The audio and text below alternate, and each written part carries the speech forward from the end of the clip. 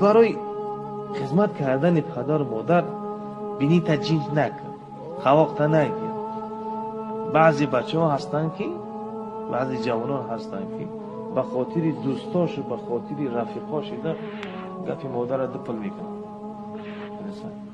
بعضی جوان ها بخیرت احمق هستن که از پیری پدر و مادرشون ایزا میکشن.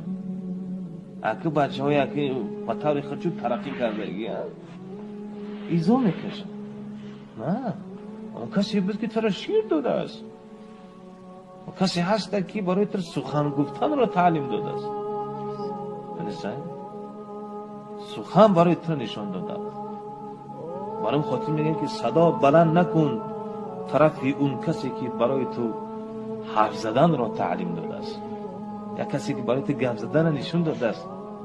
ککتا و پپا و چچا و گفته و سوتا ترا نشون داده.